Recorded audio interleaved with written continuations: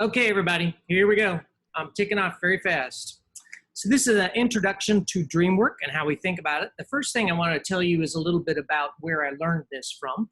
A lot of my learnings came at the Hayden Institute.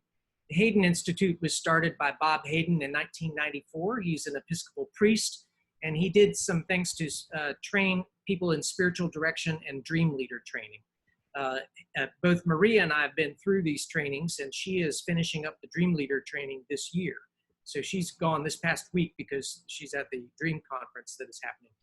It's actually all online right now. So the tradition of the Hayden Institute looks at stuff in a Jungian tradition, a Christian tradition, as well as other mystical traditions. So it's just a little bit about it. I did these intensives for about 4 years, and they were really, really powerful. But I was also a big fan of Carl Jung and his work. And so here's what we're going to do tonight. We're going to look just very quickly at talking about the prevalence of dreams in the Bible, talk a little bit about dreams through history, some people that have had some kind of amazing moments in dreams. Then we're going to look at Jung's model of the psyche. And this is important because when you look at dream work, we need a vocabulary to talk about some of the deeper meanings, and we need some figuring out what in the world is going on with all of this stuff that's coming up from dreams. Then we're going to look together at dream symbols and types of dreams and how to remember dreams, and finally a quick introduction to dream groups. So that's a lot. So here we go. Let's talk a little bit about dreams in the Bible.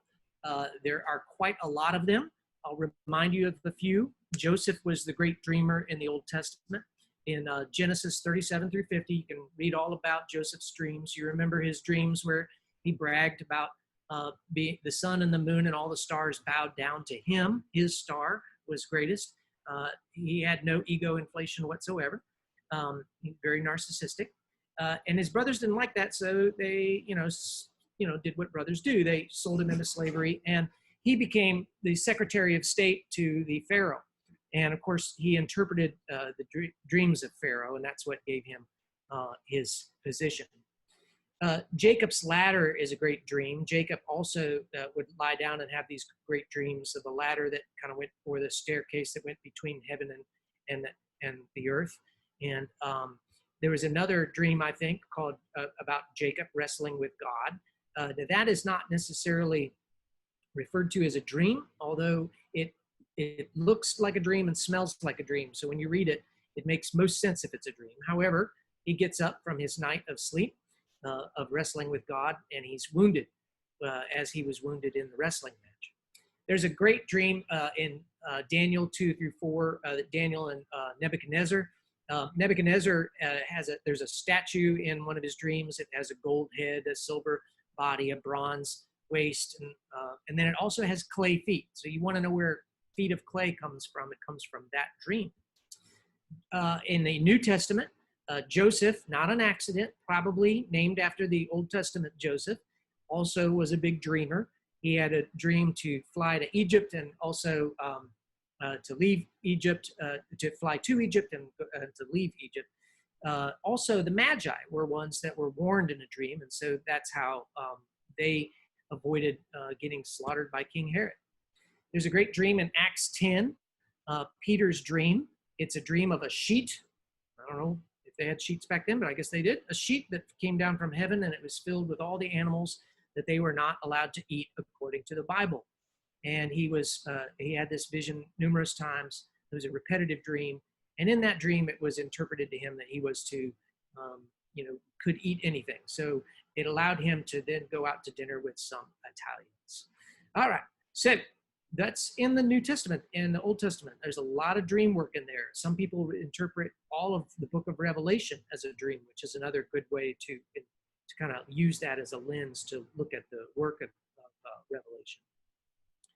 If you jump forward a little bit, a couple centuries, and some of the early church fathers were the ones that were writing at the time. We know there were some others, but we don't have much of their recordings. But Tertullian is one who was an early church father. He noted REM sleep in children, so rapid eye movement in children. He thought that dreams were either sent from the devil or from God, but he didn't tell you what the difference was. But he knew that there was something going on. Another church father was Origen. He called somnia Deo, the dreams come from God. And so his interpretation was that these were really sent to us from God. Jerome had a huge influence on the church, and I want to explain that. Here's a picture of him. You can tell he was a very kind person, very happy-go-lucky man. He was the biblical scholar who translated Greek into the Latin Vulgate, the Bible into Latin, which was gave it much more access to many of the masses. And that was the interpretation of Scripture that was used really for 14 centuries afterwards. Now, Jerome was quite a good biblical scholar in many respects. He interpreted a word, anon, which is equivalent to witchcraft. This always had a negative connotation for him. But there were two times where he translates it wrong. And it came to forbidding omens and observia somnia, observing of dreams. And he said that this was anon. Now, that does not appear. The word doesn't, but he applied it 2 times about the observing of dreams.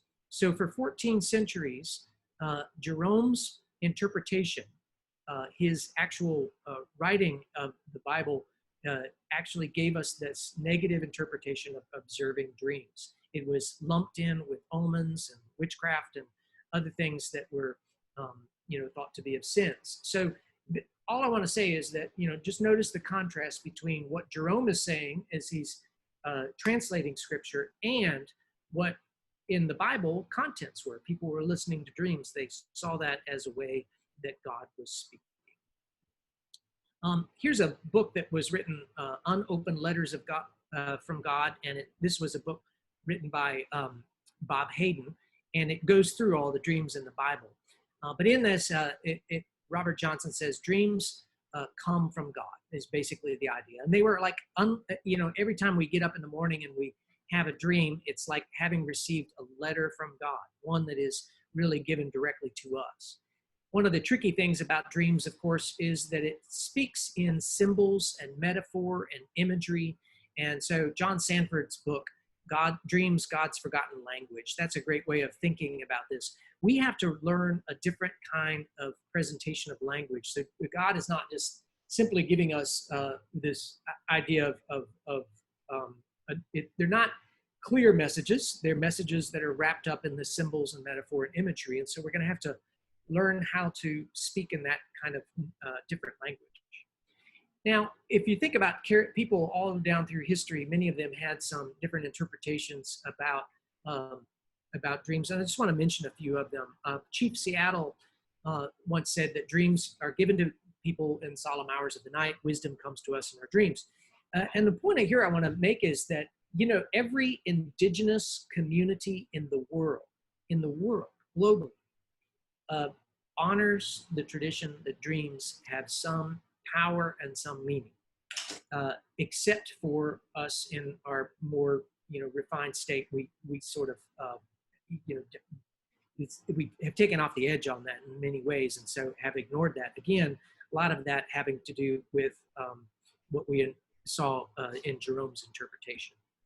Here's a couple of famous dreams that we know about. John Newton was the writer of Amazing Grace. He was also a slave trader. He had a conversion experience to the Christian faith that prompted and away from slave trade. And it prompted him by a dream. I won't go into the dream, but it's very powerful. And it moved him greatly, so greatly so that it really changed his mind and led him as the great abolitionist of England. Abraham Lincoln had this dream. He said, before me was a catafalque in which rested a corpse wrapped in funeral vestments. Around it were stationed soldiers acting as guards. There was a throng of people. I cried out, "Who is dead in the White House?" I demanded, and the soldiers said, "The president. He was killed by an assassin." And then came a loud burst of grief from the crowd, which woke me from that dream. I slept no more that night. Although it was only a dream, I had been strangely annoyed by it ever since. Well, 3 days later, he was shot. So you get that sense. He actually had a prescient moment in his dream. Very, very kind of powerful. Abraham Lincoln wrote down lots of his dreams. And as somebody who probably suffered greatly from depression, he really had access to that unconscious material. Mahatma Gandhi was given he claims that he was given the strategy of nonviolence, not only from studying Martin Luther King, but really from what came to him in a dream. And then finally, Lyndon Johnson had lots of dreams that he wrote down. He had nightmares like he was caught in the ocean and he couldn't swim to either one of the shores. He had another one where he was sitting in the chair of the Oval Office and he was tied to the chair and a bull was attacking him. A lot of those happened because of his anguish over the Vietnam War. So Lyndon Johnson was tormented by his dreams, and that sort of came to him. Now let's talk a little bit about dreams. When dreams, we know what happened with Jerome. We also know that by the time the Enlightenment came along and new interpretations of Scripture, there were also, the rise of rationality, in the 18th century. So we didn't necessarily, people were not paying attention to dreams because they're not rational. However, someone thought that they were meaningful, and that person, of course, was Sigmund Freud. Sigmund Freud claimed to discover the unconscious. He did not. Lots of other psychologists, psychiatrists at the time were talking about the unconscious, but he was the one who actually developed a theory about what was going on there.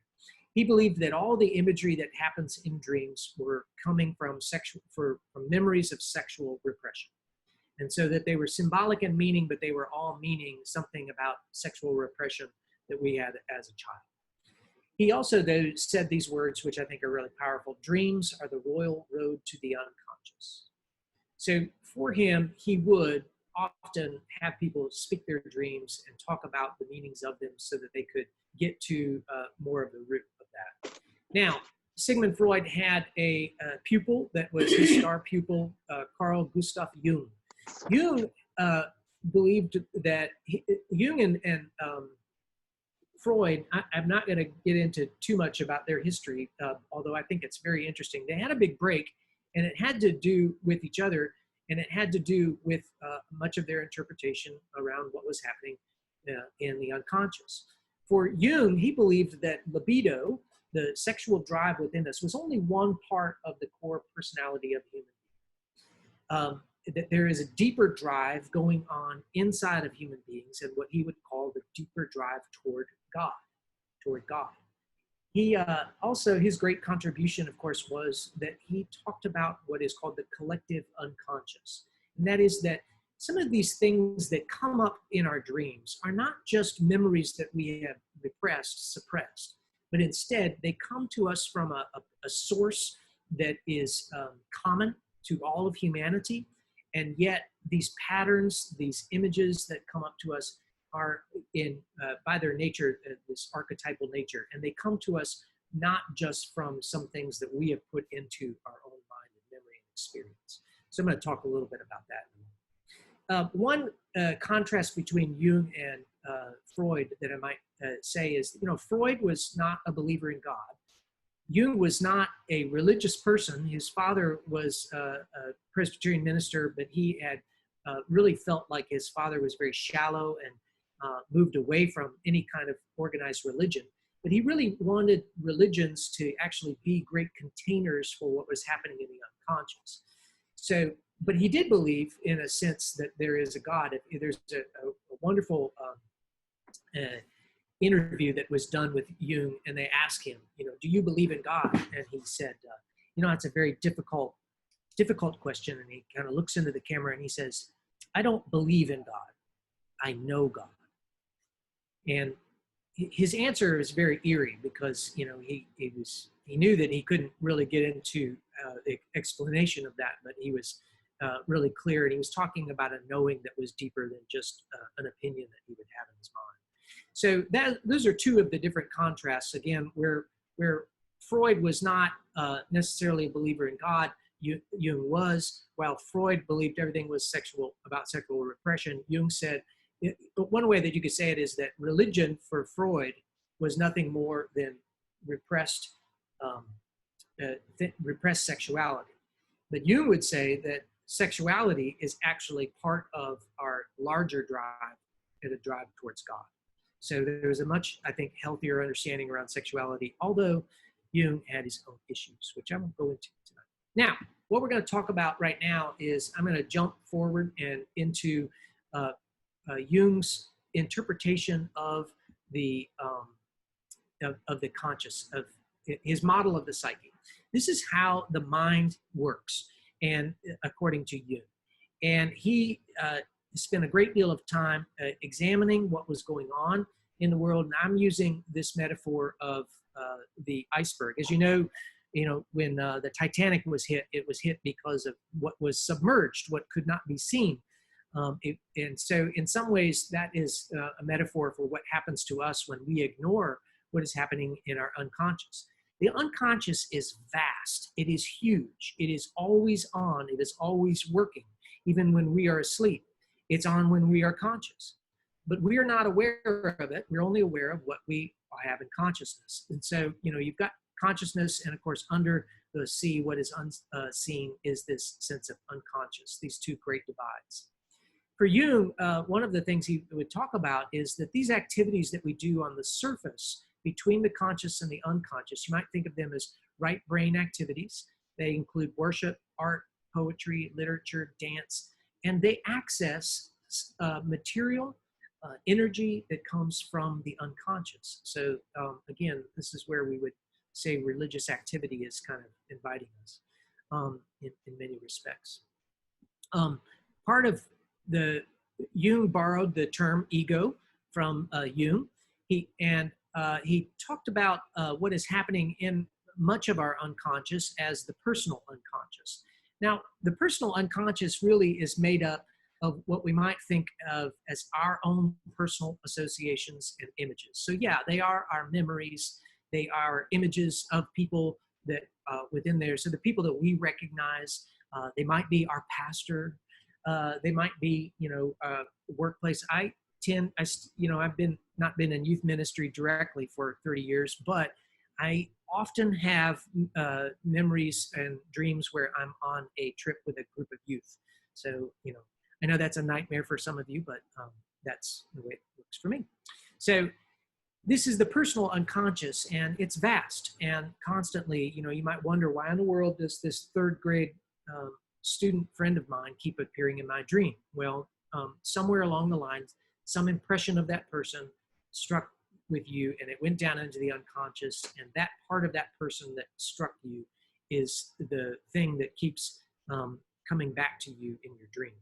The collective unconscious, this was the place where you find symbols, images, and archetypes, and they come from a deep place. And when they come up into the realm of consciousness, sometimes they get solidified. And what Jung says, when these collective unconscious materials come up from the unconscious and they come up into consciousness, and everybody agrees that these symbols are important, then you have religion. So that's what happens, these religious archetypes and images that kind of come up. I'll talk about archetypes in a moment. Imagine that you have your ego here, but along the ego, the outer edge, if you're relating to the rest of the world up here, imagine that there is a line here, and this is what we might call the persona. The persona that's the word that we use that means mask. It is not the same as the ego, but it is our public face. For instance, I have put on my teacher face in order to do this presentation. So when I get in the pulpit, I put on my preacher face. When I go out and I dig in the ground, I put on my farmer face, like I know what I'm doing with that, unless I call Mary Jack. So your persona is what you are presenting to the public. It's not a bad thing, but you don't want to get identified with your persona. Your persona is what you need to do to function out into the world. Now, your ego is a simple idea. It's who you think you are. When you say, I'm this kind of person, or I think this, or in my opinion, that's your ego talking. Your ego is what you know about yourself. However, there is within the unconscious another sense of self, a self that is whole, a self that is complete, a self that it stems way down deep in the unconscious. And so part of what Jung's goal was to help us relate not just to the ego, but to drive down to this deeper sense of self. And I'll show you a little bit more about that. One of the other things that happens in Jung's model of the psyche is the idea of archetypes. Archetypes come from the collective unconscious, but they sometimes will take forms that are informed by the personal unconscious. Archetypes are hard to talk about, but he calls them primary structures of the psyche. They're patterns, patterns of kind of like story patterns. The images that take place in form of dreams and fantasies when they become adapted in culture and religious symbols. So these deep images, when they come up, they're very, very powerful. And you kind of often wonder, what in the world is that? And sometimes you don't have any idea what they are, and then you find out that in some religion on the other side of the world, that's a primary symbol for them. So again, it stems a lot from this collective unconscious. Not only do you have archetypes, but here in the personal unconscious, we have lots of complexes. Your complexes are emotionally charged collection of ideas or images. There's what is called a word association test. If you've ever seen that, somebody will sit there and the tester will just start reading a word, and then you say the first thing that comes to your mind. So if I say day, you would say night. If I said black, you would say white. If I said money, some of you would go, because you have a money complex. If I said mother, and you couldn't immediately answer something, it's because you have these unresolved issues with mother, right? So whenever words trigger something, and oftentimes it makes you just kind of stop, this was a sense that those are complex. There is a emotionally charged collection or ideas around them. Everybody in the world has a mother complex. Even though we all may have had wonderful, loving mothers, we also had mothers with issues that were not perfect people, and therefore it took a shape within us. And so whatever maternal voice is going on within us is a complex. There's an old saying that says, a person does not have a complex has a person, right? So the complex act often traps us inside that emotionally charged collection of ideas. Also, we have what is called the anima and animus. The Latin word anima is the word for soul, the soul. The archetype of female in men, that's what the animus is. So anytime there's a feminine character in your dream that you don't know, that's probably, more than likely, part of your anima. And women often will have an animus. Now, a male figure appears in their dream.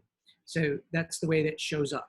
Now, I just want to say here that Jung built his model on an essentialist notion of gender. He did not have a sense of fluidity around gender.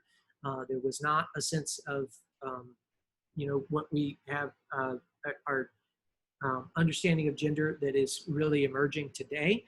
So, however, let's understand too that he is naming something, certain kinds of energy that is happening within the unconscious, the personal unconscious, and oftentimes it has to do with the way in which we do in our culture see and understand gender. So gender exists, and yet at the same time we also know that some of those ways in which we have talked about gender are sort of breaking down in our culture. Another image that comes up, or another characteristic that comes up in dreams, is the notion of the shadow. Now the shadow is almost always the same gender as the dreamer, and it's a character in the dream. The way that it acts in the dream is it's not recognizable, it's a shadowy, dark figure, and it oftentimes exhibits all of the things that we don't like. So we would want to say, oh, we are not that, because we've been told that we are not that. And what has happened is that's been, Jung would say, as you grew up and become civilized, civilization cast a shadow behind it. And so that shadow goes down into the unconscious and emerges. And part of our goal in this Jungian dream work is to relate in some way to those shadow figures as they might emerge in our dreams. over time, Jung called the individuation journey. This is what we might call a spiritual journey to wholeness. And remember this idea of the self being down here in the unconscious. The idea of the individuation journey is when you start dealing with your complexes and wrestling with them, when you start identifying these energies that are coming to us, the soul guide that is helping us compensate for things that we have kind of got out of balance, or the shadow material, and we start reclaiming that, this self begins to widen and become more whole. And it starts to grow even to a sense where it encompasses all the way over into the ego itself. So when we are conscious of our greater selves, that we are also our complexes, our anima, animus, our shadow, and these archetypes, then the self grows. It doesn't mean that it's fully conscious all the time, but we can claim it, and that's part of the drive here for what he was calling the individuation journey. Now, I know that that has prompted some questions for you, but I'm going to push forward because we're running out of time. Here's an image I pulled off of the internet that I love. It's the same the same model of the iceberg that I'm using, but this one has this. Here's the conscious mind in red. Here's the subconscious mind, so the unconscious. Interestingly enough, look, here is the imagination, this yellow that's going around, which I thought was really incredible. That is sometimes that we may be conscious, but we dip down into the unconscious, subconscious for imagination. So the work of imagination. And then finally, if we dip down deep enough into the unconscious, we might get connected to the collective conscious. And this orange here shows that our collective unconscious actually connects with other conscious beings. And believe it or not, there are Buddhist meditators who are able to go down into the depths of the unconscious and talk to one another. I know that that's creepy, but yeah, it's really, really an amazing kind of a thing. So that's Jung's model of the psyche. I'll say one more thing about Jung. Jung wrote a book. It's called The Red Book. I was always completely fascinated with this book. Joy and Ron McLaughlin bought me a copy of the book, which was good because I would never have been able to afford it.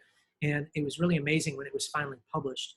It was published because Jung had a biographer that had accused him of being a Hitler sympathizer. And in his Red Book, he talks about that. But notice this is the artwork that he did in his book, and he would draw his dreams. And they're filled with these archetypal symbols that come from his dreams. And this was his a guide that appeared to him, a wisdom guide. Fascinating stuff. The book is a little creepy in some ways, but it's really rich and very powerful. It's also written in German, and it's got it handwritten, but there's a translation in that. So if you ever want to see that, that's in my office. I can't lug it around everywhere. So, all right. Let me just pause right there and just to see if you guys have any quick questions that you want to ask. They have to be questions because I've got a lot more material to kind of do. Any? Really that clear? Okay. All right. All right, I'm going to push on and we'll discuss some more at the end. I know that this will prompt some other things. What in the world do dreams mean? Well, one of the principles that we use in dream work is the idea that only the dreamer can tell what the meaning of their own dream is. Only the dreamer can tell what the meaning of their own dream is. Everything that's really important, so that nobody gets to tell you what your dream means, and we really stick by that. One of the other principles is that everything that is in your dream represents some aspect of yourself, of the dreamer themselves. Now, if you think about it, sort of like if I dreamt of a horse, that might mean something the way I image a horse. But if I grew up on a horse farm, that would mean something different, right? So people's experience represents a part of themselves, and their meaning is going to be different perhaps than your meaning of it because of their own personal history. When we talk about meaning in dreams, we want to explore a variety of the meaning of images.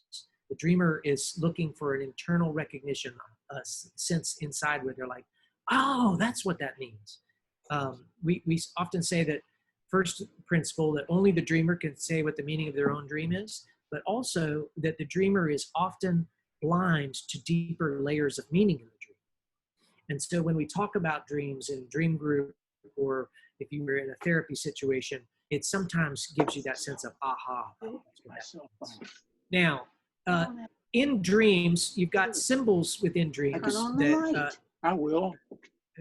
we have symbols in dreams that are images of the personal unconscious. And the personal unconscious, will be specific to us, but they can also carry greater symbolic meaning. Symbols have lots of layers of meaning. They don't just mean one thing, but they mean something particular to the dream.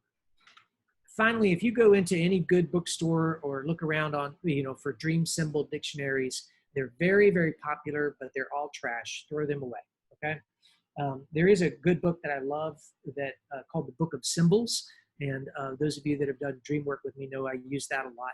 That's not a book that tells you what the meaning of symbols are. It's a book that tells you what the power and the various meanings of the symbols are. And that's where it's really completely different. So, finally, the symbols. So let me tell you a little bit about what, having told you that nobody gets to tell you what your dreams mean. Now I'm going to tell you what they mean, okay?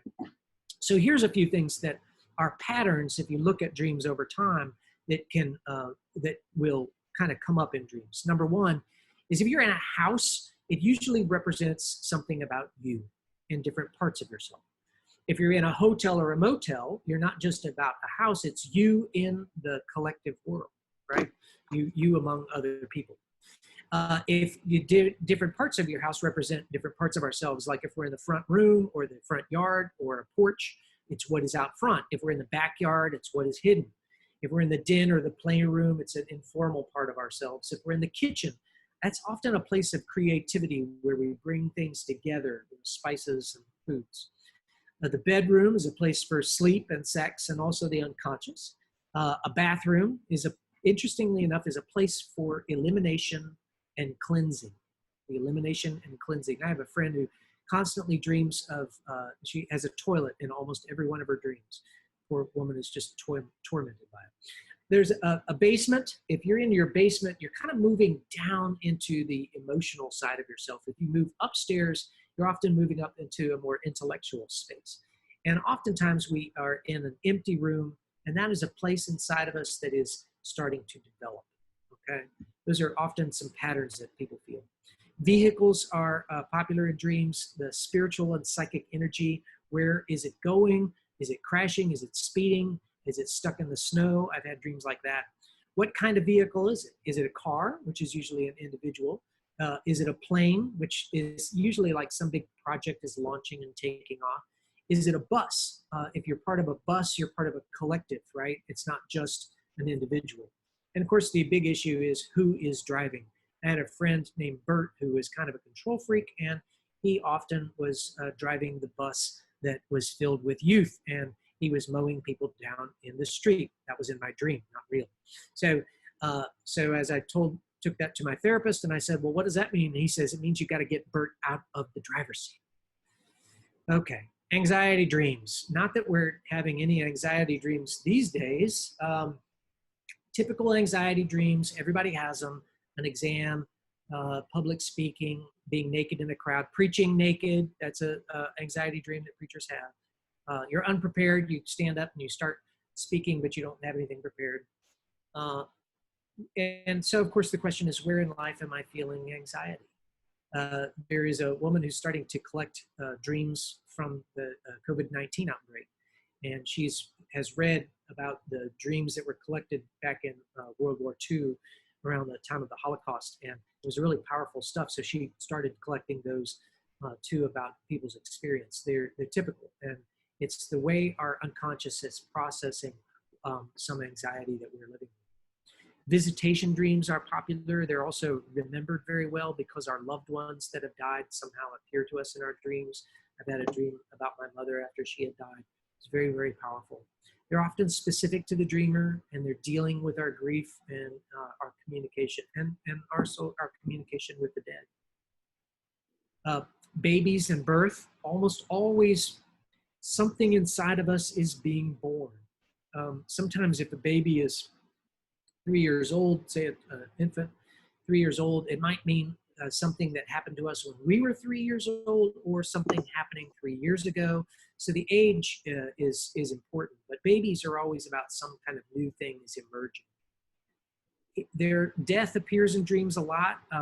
Some of you probably have had the experience of dreaming that somebody died in your dreams, and then you wanted to call them to make sure that it hadn't happened. That has happened to me. Not that they had died, but I called friends of mine after I dreamt that they had died. But death in dreams is not really necessarily bad news. It's about a part of you is dying and something new is about to be reborn. So oftentimes a death in a dream means that a new birth is going to take place in the unconscious somewhere else. So it's about transformation. Some kind of big transformation is happening. Clothing in dream is very interesting.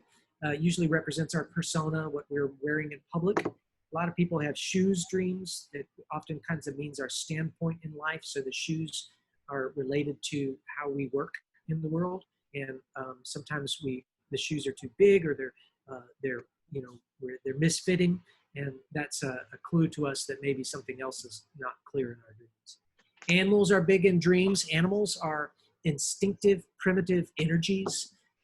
There was a great study done years ago that there were dreams of children over time when they grew up into college, and they followed these children. They often dreamt of wild animals, and when they got into their 20s, those wild animals all became in their dreams dogs and cats.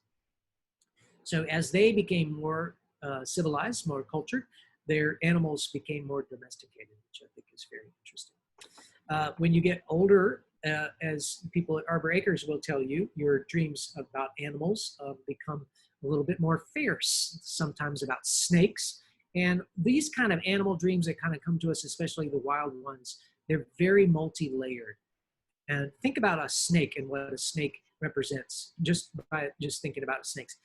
Fear, healing, coming up from the ground, the healing, the caduceus, symbol that is there. They shed skin, so it's a symbol of resurrection and transformation. They're also phallic. They mean all of that kind of stuff. I always tell people, when you have a dream about a snake, that's good news, because something is really, some kind of transformation is going on inside. Water is also another symbol in dreams, and the question is, what is the state of the water? Is it frozen? It often represents the unconscious, or we might even call it our spirituality. Do we have inability to access it because it's frozen or because it's too far away? If we're on a boat or a ship, it's a way to float on the unconscious. Interestingly enough, the symbol of the church was a boat initially, and again, this is an archetypal image that I think somewhere got solidified. In sexuality and marriage, there's interesting things going on.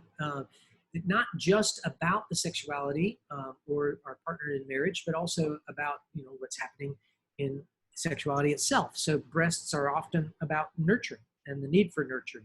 Genitalia is often about creativity. We can imagine having dreams about gay and lesbian sex. That might be we're working our same-sex feelings out, or it might be about bringing together various aspects of the masculine and feminine energies together.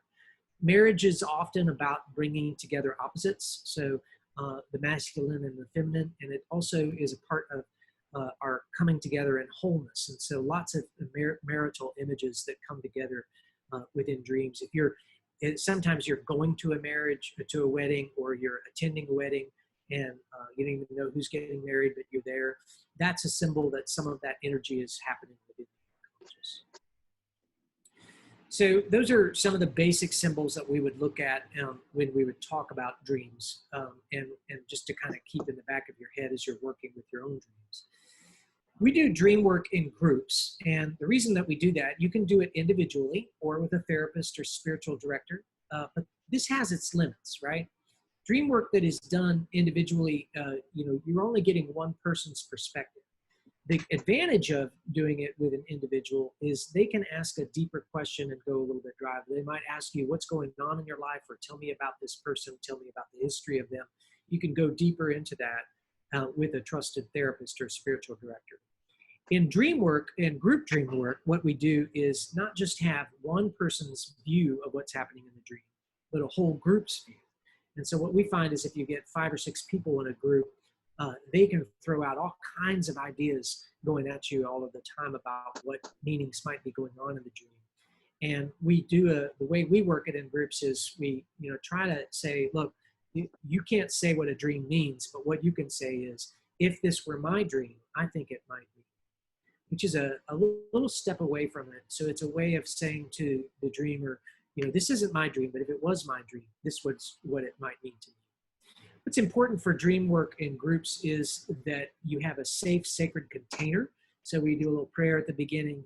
We light a candle. We try to really remember that we're not just playing a parlor game, right? What we're doing is we are looking into something that is very sacred. It is one of these messages that has come from God to this person, and we want to a safe place to receive these multiple projections in the group. We have a process that we follow. Here's some of the principles that I wanted to mention to you all in dream work. First of all, everyone dreams and everyone forgets their dreams, okay? We dream and we forget our dreams. That's our basic way in which we do it. We also sometimes don't even have gotten so good, or we are really strong sleepers to the point that we can't even remember if we have had a dream. And that's a very typical thing. The fact that you've gone through this presentation tonight means that you're all probably going to have a dream tonight, or at least be aware that you're having a dream, right? Robert Johnson tells us that dreams never come to tell us what we already know. Now, sometimes our dreams feel like we're just going through the same day that we had the day before, and that's true. But because they're dreams, they're a little bit weird and they're a little bit off. And so they're trying to tell us something different about it. So we're processing maybe what was happening in our dream. Not always, but sometimes this is happening. But there's something new that's happening, and this is what Johnson is trying to get at. We're looking for the thing that we don't already know. And then this quote by Jung needs to editing. It says, one should never forget that one dreams of oneself in the first place, almost to the exclusion of all else. Now I'm saying this to you because sometimes people want to do dream work and all they want to do is talk about how dreams predict the future. Well, that might happen. I think that does actually happen. But I think that 99.9% of the times it's about you. It's about what's going on inside of you.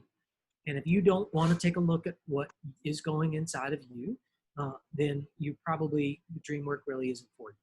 So it's simply just that powerful thing that's happening in the unconscious that is certainly aware of so much more than we are in our own ego. But it is really about exploring a deeper sense of who we are and what's going on inside of us. And then finally, John Sanford says, dreams come in the service of health and healing. Now, if we are tormented by some nightmares, and nowadays we may be, just to say that they have their purpose too.